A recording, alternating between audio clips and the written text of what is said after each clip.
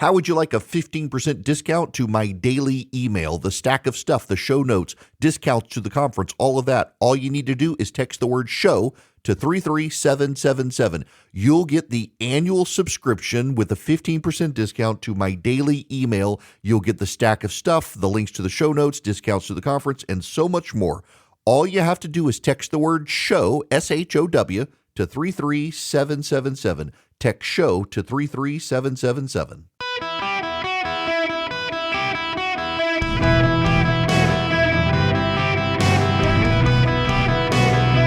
Welcome to the Eric Erickson Show podcast, Hour 1. The phone number, should you wish to be on the program, 877-973-7425. We have a lot to discuss. Of course, there's so much happening. I want to start out of the gate with a piece from Charles Cook at National Review. He makes a very good point that I think needs to be reiterated because of the situation we are in, and it's kind of remarkable what we are witnessing, this wild and rapid pivot back towards the Obama, or towards the Harris, Obama, Joe Biden cult of personality in the press. It's actually kind of wild to see just how quickly this pivot has happened. None of us should be surprised by it, by the way. None of us should be surprised. As I mentioned yesterday, they are returning to humping the leg of the president or of Kamala Harris. And now they're praising Joe Biden as they stand around essentially the chalk outline of Joe Biden that they themselves caused. They're back to cheering it on.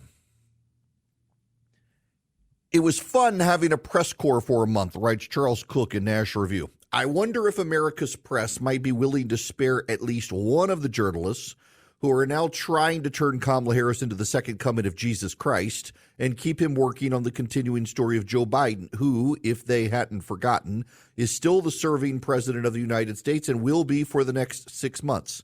I had predicted that as soon as the media got what it wanted, which was improving the electoral fortunes of the Democratic Party and nothing else besides, it would drop its sudden interest in telling the truth about Biden's health and move on. But good Lord, when one sees it happen, those predictions don't make it any less jarring.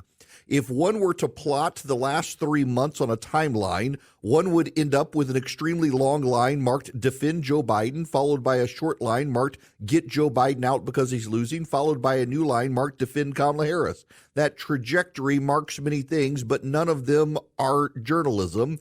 And the thing is, this really, really matters. As I've noted ad nauseum, the press's insistence that it did not know that Joe Biden was in such bad shape implies that it was fooled and fooled by the White House in what New York Magazine describes as a conspiracy. Is it going to investigate that? Is it interested in finding out what happened here? Is it going to ask Kamala Harris why she lied her head off on television? It's Charles Cook in National Review. He's not wrong. The latest is over Kamala Harris border czar, and you can tell it's coordinated. Tom Cotton was interviewed by a reporter on CNN who was asked about Kamala Harris, and he mentioned being the border czar. They immediately shot back, she was not the border czar. She was not named border czar. They sure are defensive in coordination of protecting Kamala Harris at this moment, now that they've got Joe Biden out of the race. And it shows you what Republicans are up against. And yet they still win. And the media has exposed itself as partisan hacks, not as tellers of truth. So I want to put this in perspective for you. Back in 2021, Joe Biden put Kamala Harris in charge of the border. It was such a big announcement, it was even parodied in Saturday Night Live. Hey, well, it's Joe Biden. How are you, Joe Biden? Hey there, folks. How are you? Hey, did y'all catch my press conference? It was so easy. A lot of critics thought I wasn't mentally prepared enough, but I think I proved them all wrong. Yeah. Oh, Kamala, not sure if you heard, but I'm putting you in charge of solving a little immigration problem down at the Mexican border. Yes, I did hear that. Wow. Thank you for the opportunity. Such a fun, solvable problem. And what are you in charge of? Moi? Giving out checks. Who wants stimmies? Woo! Make it rain. There's a nor'easter, a stimmy nor'easter. Even Saturday Night Live parodied Kamala Harris being in charge of the border. It wasn't just Saturday Night Live. Axios reported at the time about Kamala Harris going to Guatemala, and they wrote the number of unaccompanied minors crossing the border has reached crisis levels. Harris, appointed by Biden as border czar, said she would be looking at the root causes that drive migration. Our focus is to deal with the root causes, and I am looking forward to traveling, hopefully, as my first trip to the Northern Triangle, stopping in Mexico, and then going to Guatemala, Harris said at a virtual roundtable with experts. Quote again from Axios in 2021, quote, Harris, appointed by Biden as border czar. That's Axios. A supposed mainstream news site wrote that in 2021. This is the same Axios today. The Trump campaign and Republicans have tagged Harris repeatedly with the border czar title, which she never actually had. So is it 2021 when Axios says Harris appointed by Biden as border czar, or 2024 when now they say Harris is the border czar title, which she never actually had? Which is it, Axios? Which Axios should we believe? The one gargling water for Kamala Harris, or the one that was actually saying she was the border czar in 2021? What changed, Axios, other than she's now the Democratic candidate and you got to hump her leg? What exactly changed? What exactly changed with the media? CNN in 2021 is saying Joe Biden put Kamala Harris in charge of solving the immigration problem at the border. They're like, she was never the border czar. That's not the official interpretation. She was not given that title. Does she need the title? Because here's the definition of czar: a person appointed by government to advise on and coordinate policy in a particular area. Here's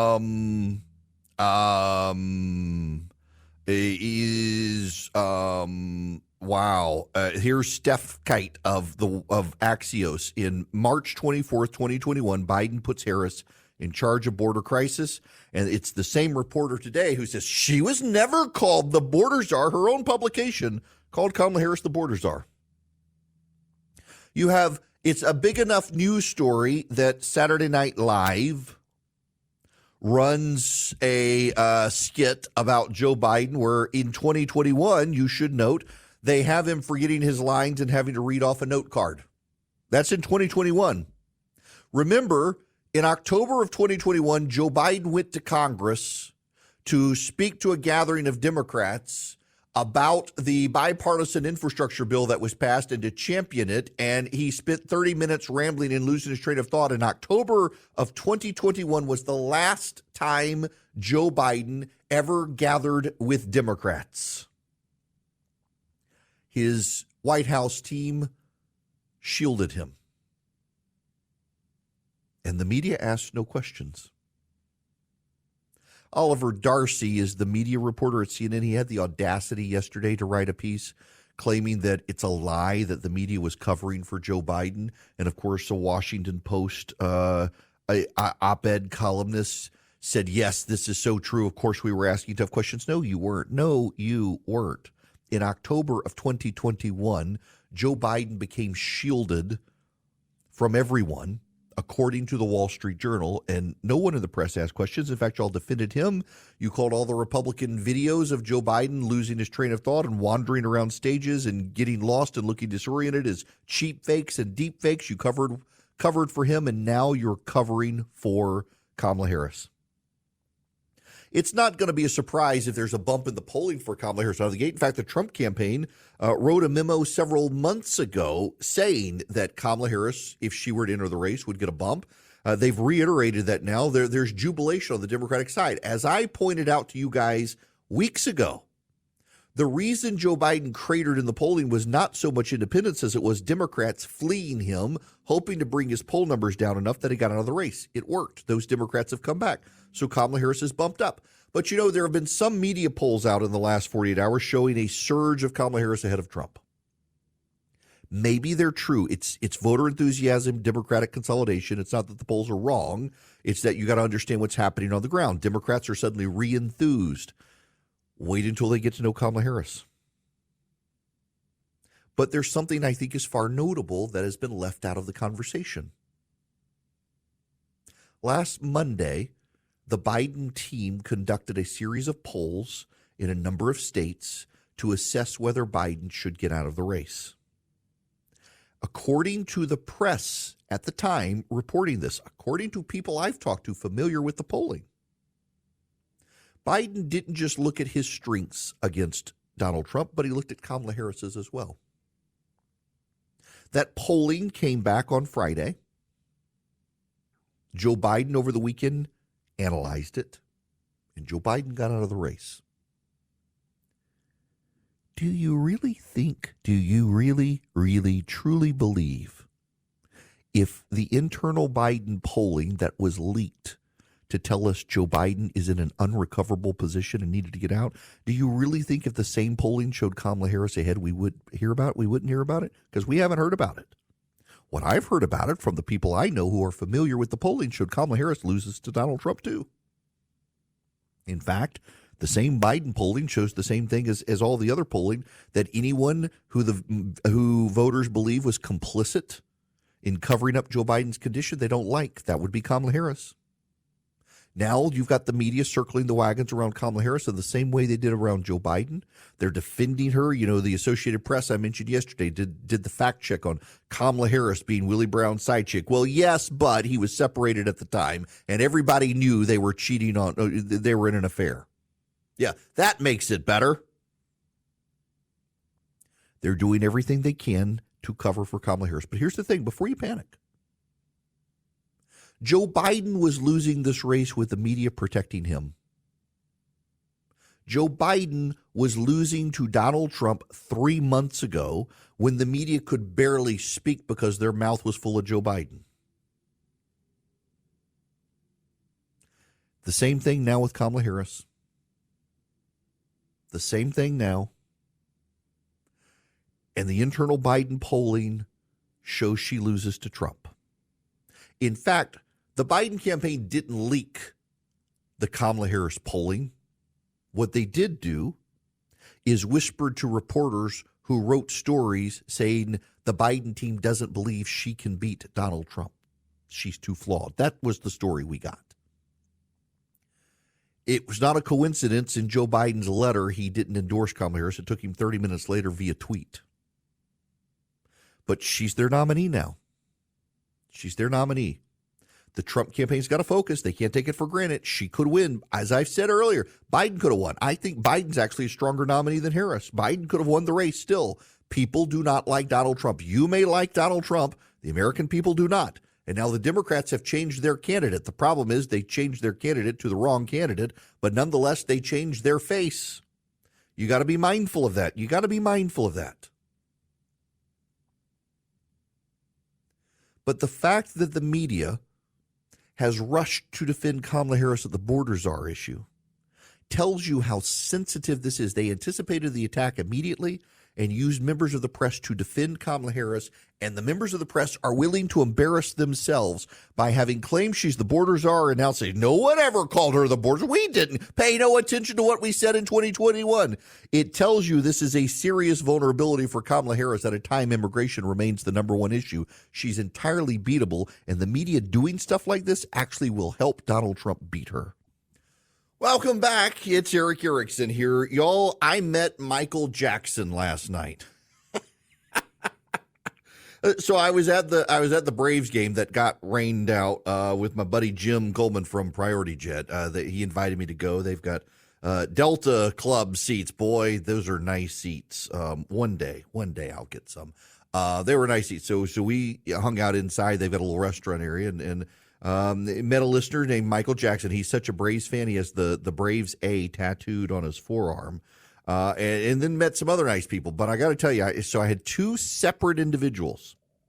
I was walking through the Battery, headed to the Braves game last night, which for those of you not in Atlanta is a beautiful, wonderfully designed restaurants, retail area in this park outside the Braves Stadium. So you can go hang out at a restaurant, you can go shopping. It's very nicely done.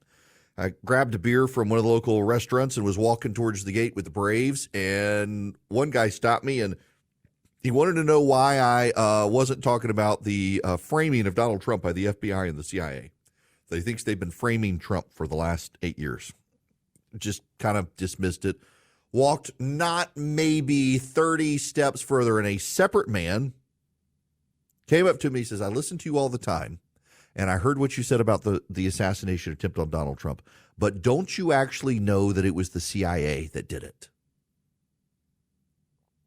And then he said, why aren't you talking about this, that it was the CIA? And y'all, I got a beer in hand. I'm having a good time. I said, well, I don't want to get shot. And I laughed. He was not laughing. He was serious. And so I looked at him and I says, I honestly don't believe that the CIA found a malcontented 20-year-old who's a bad shot to try to kill Donald Trump. And I started to say, and I didn't say it, I did not say it. Didn't say it, but I started to say, I mean, look what they did with Kennedy. Did not say that. This guy was serious, and I just told him I had to disagree. And then I turned and left very quickly. And that is when I first confronted Mr. Michael Jackson, who saved me from having to talk to these other people who were convinced that the CIA was in a plot. Mr. Michael Jackson was a very nice guy. I told him my son's favorite Michael Jackson joke. Okay. How do you know when it's bedtime at Michael Jackson's house? When the big hand touches the little hand. Just that my son loves that joke, and it's a clean Michael Jackson joke. There aren't too many you can tell. Poor old Michael Jackson. My goodness gracious. This guy, though, he owned it. He owned his name. It was great. He was a super nice guy. All right, 877-973-7425. Before I get out here, I got to tell you about Hillsdale College. You know, all of this crazy college stuff that's happening in the country, you don't find it at Hillsdale College. You don't find it there. What you find at Hillsdale College is excellence in education. And around the country, the elementary and secondary level, they have great classical education programs for schools that they've developed. And you can help support their mission to educate Americans by going to ericforhillsdale.com. ericforhillsdale.com. It's a fantastic institution. Have you ever met a student who went to Hillsdale College? Some of my great friends are Hillsdale College grads. With the exception of Raz, they're all fantastic, smart people. Really enjoy helping Hillsdale College. ericforhillsdale.com. ericforhillsdale.com. You can go there. You can support them. Your donation is 100% tax deductible, and you're helping them spread classical education down to the elementary and secondary level in the United States, including in public schools. ericforhillsdale.com. They're a great institution to support. Hello there. Welcome. It is Eric Erickson here. The phone number is 877-973-7425. Should you wish to be on the program, I would be delighted to have you, but you're going to have to be patient with me because I want to play you an advertisement, and you got to hear it. This is, to me, important, and I want to preface it with this. Attacking Kamala Harris as a DEI candidate, it may be true, but focus grouping Democrats show black voters don't particularly care for Kamala Harris. But if you call her a DEI candidate, they get offended. So, yes, it's true. Joe Biden picked Kamala Harris because he wanted a black female, and he said as much. She's a DEI pick. But when you say that, black voters get offended and defensive. They don't like Kamala Harris. You draw them to her. It's a dumb attack to do based on the focus grouping of black voters. You talk about Kamala Harris and the cover-up of Joe Biden, and you make that the issue. That's one issue, but it can't be the predominant issue on Kamala Harris. You talk about Kamala Harris's father's family owning slaves in Jamaica. Well, it's not really one that you can level against Kamala Harris. Not her fault what her ancestors did. Even as she tries to make the case of systemic racism in the United States because of our ancestors, it's not really a viable attack on Kamala Harris. It gets your base excited. It doesn't persuade anyone else. But there is an attack on Kamala Harris that is very viable. And not only is it viable against Kamala Harris, it's viable against all the Democrats. You take Kamala Harris and you make this attack against Kamala Harris, it becomes an attack that puts every Democrat down ballot from her on defense. This is an advertisement from Dave McCormick. He's running for the Senate against Bob Casey in Pennsylvania. He begins with video of Bob Casey endorsing Kamala Harris. This is the ad. This is Kamala Harris is inspiring and very capable. The more people get to know her, they're going to be particularly impressed by her ability. The nonpartisan GovTrack has rated you as the most liberal senator. I am prepared to get rid of the filibuster to pass a Green New Deal. There's no question I'm in favor of banning fracking. Would you ban offshore drilling? Yes. What is the solution for voters in the fossil fuel industry? Giving the workers an ability to transition. We're not going to treat people who are undocumented across the border as criminals. That's correct. Raise your hand if you think it should be a civil offense rather than a crime across the border without documentation. Abolish ICE. Yeah. Is that a position you agree with? And we need to probably think about starting from scratch. Outdated, it is wrong-headed thinking to think that the only way you're going to get communities to be safe is to put more police officers on the street. Would you support changing the dietary guidelines? Yes. The food pyramid. What would people Yes. to reduce red meat specifically? Yes. People who are convicted in prison, like the Boston Marathon bomber, on death row, people who are convicted of sexual assault, they should be able to vote? I think we should have that conversation. We have to have a buyback program, and I support a mandatory buyback program. So for people out there who like their insurance, well, they don't get to keep it. Let's eliminate all of that. Let's move on. I am opposed to any policy that would deny any human being public health, period. The more people get to know her, they're going to be particularly impressed by her ability. We did it, Joe. Her cackle at the end. Y'all. So you've got her, she's in favor of open borders. She's in favor of health care for illegal aliens. She believes that murderers on death row we should have a conversation about allowing them to vote. She believes in defunding the police. She believes in changing the food pyramid to discourage the consumption of red meat to save the planet. She wants to get rid of fracking. You know, the irony is that the Marcellus Shale there in Pennsylvania, where there's so much natural gas, also a lithium hub, and we know that the lithium is there because of the recoverables from the fracking and the testing of the water there. You get rid of the fracking, you get rid of the lithium, the ability to get the lithium, you wipe out an entire industry for the Green New Deal. She doesn't even care. She also wants to transition people out of fossil fuel jobs. She also doesn't believe it should be a crime to cross the border. This is the attack on Kamala Harris. The Cook Political Index rated her the most liberal senator when she was in the Senate. She favors defunding the police. She favored bailing out the rioters in Wisconsin. She favors using government power to force you to give up red meat. She favors allowing murderers and terrorists the right to vote.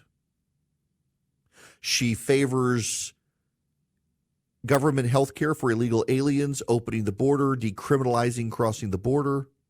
This is Kamala Harris. This is her record. You don't have to throw slurs her way. You don't have to say she's a DEI candidate. You don't have to talk about her Marxist father who was a Marxist economist. You don't have to talk about her family history of slavery. You don't have to talk about all of those things. You can talk about her record. Make it her record. The Joe Biden cover-up is part of her record, but it's one small part of her record. You go after Kamala Harris by taking on her record. And then you have to do something else. If you're the Trump campaign, I want you to listen closely here. Let me come in close to my microphone. Shh. Listen. Listen. Don't doubt me on this. Stop talking about a stolen election, please. It may incite you. It may anger you. It may nurse a grievance or a grudge. Nobody else cares. Nobody cares about your 2,000 mules. Nobody cares about your super secret obtained cell phone data showing shenanigans. Nobody cares except you and Donald Trump. And to the extent Donald Trump keeps focusing on the past, Kamala Harris gets to focus on the future. And the candidate who sells a vision of the future is a candidate who's going to be treated credibly by the voters. So let go of the grievance. Let go of the past complaints. Let go of your righteous indignation and assurance that you are right and the rest of us are wrong. It doesn't matter except to you. No one cares except for you. And to the extent that's all you can talk about or want to talk about or disproportionately talk about, everybody else tunes you out as crazy and angry and irrelevant. Talk about the future. Talk about low taxes, talk about reducing inflation, talk about economic revival, talk about education revival, talk about school choice, talk about crime, talk about securing the border, talk about finally building the wall, talk about the future, talk about the ideas of the future. You got to be future looking, not past grievance looking. If Trump can do that, he can win. If he can go after Kamala Harris for her issues, and he should. Did you know Kamala Harris was on the record in favor of defunding the police? Kamala Harris paid the bail to get rioters out of prison in Waukesha, Wisconsin. The scars are still there in the downtown area, and the firebomb businesses and the shattered glass. The scars of the riots are still there, and Kamala Harris paid the bail to get those people out of jail while saying the police were the bad guys who needed to be defunded. You don't think that won't matter in Wisconsin that remembers the riots? Kamala Harris wants to put people out of work in Pennsylvania. Let them transition to something else. Kamala Harris wants your tax dollars to go to pay for the public health care of illegal aliens who cross the border, who she no longer wants to say broke the law. Kamala Harris wants to use the power of the government to force you to give up your hamburger and your grill outs. She's on the record. She's on the record.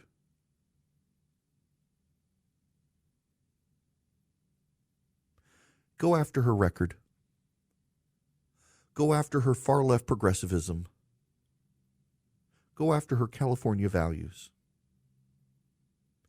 Democratic consultants, Republicans were all about, it's going to be Gavin Newsom, it's going to be Gavin Newsom, it's going to be Gavin Newsom.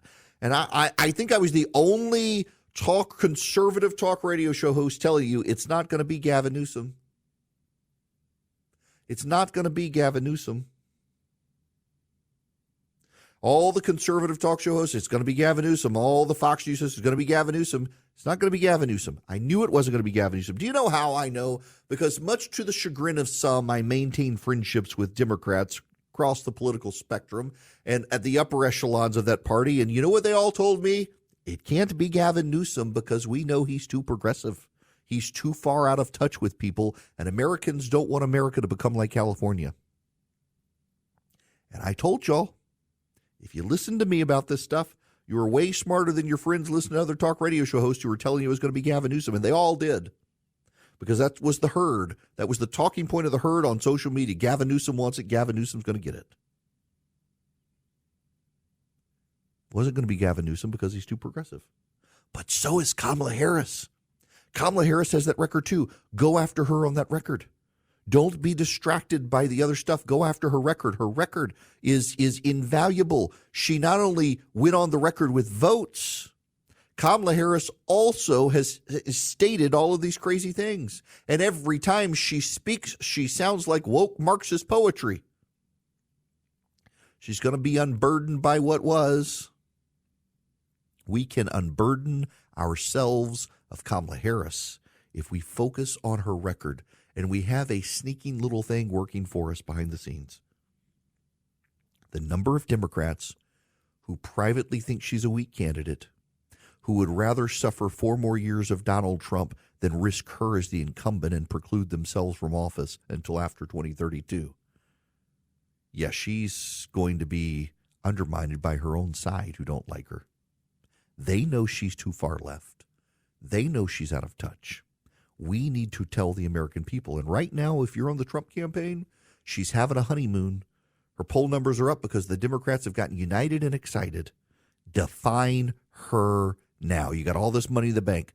Define her now. If the Dave McCormick campaign in Pennsylvania can put out an ad like that, you can too.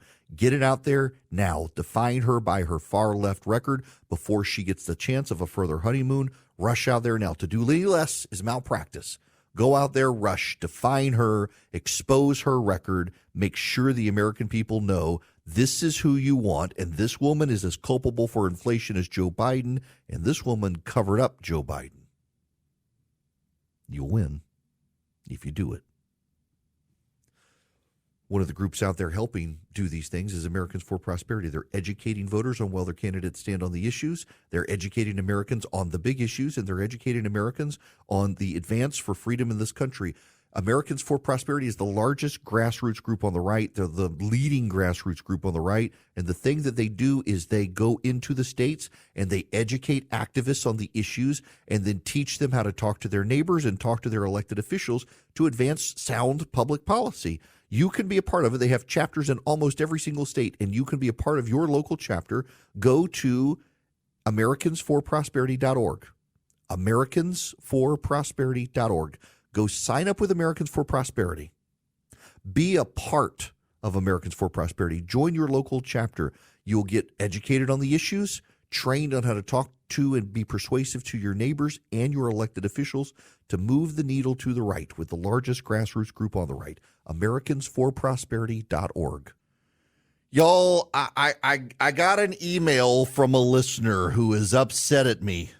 Oh my goodness gracious, this is just too much. By the way, start of the program brought to you by First Liberty Building and Loan. If you're buying a building, build a building, or reach out to First Liberty, they can help you.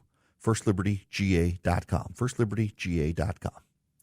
I just listened to you tell a ridiculous story about some guy at the Braves game asking you why you aren't talking about the CIA being behind the assassination of Trump. Notice Randall calls it a ridiculous story. I called in to try to tell you that you're a pompous rear end.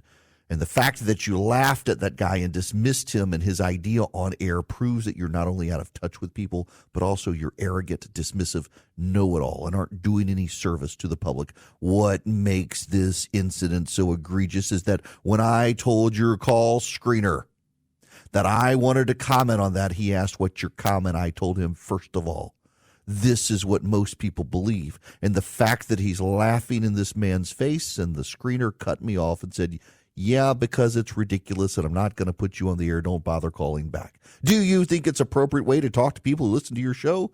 Why do you think you're so much better than your listeners? And why do you have people working for you who are that rude? Well, first of all, I don't think I'm better than my listeners, but I do think my listeners are smarter than you, Randall. My listeners know that the CIA would not put up a 20-year-old whose underbite had to be fixed with a bullet to the head. My listeners know that the government is full of incompetent morons.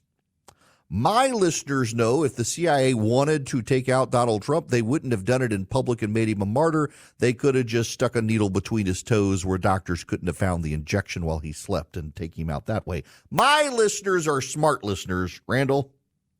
Did I laugh at the guy? Well, first of all, I had just come from a guy asking me about the CIA and the FBI framing Donald Trump and immediately pivot within 25 steps to man who believes the CIA orchestrated the assassination of Donald Trump. Of course I laughed and said, I don't want to be shot trying to defuse the situation. Randall, you moron who has no social skills and doesn't understand. Sometimes you laugh to defuse a social situation, and only then did I realize the man was serious. And I told him, no. I don't believe the CIA was responsible for the attempted assassination of Donald Trump. They would not have used a 20-year-old who was a bad shot. At which point the man tried to argue with me that how did I know this was a 20-year-old with a bad shot? My answer?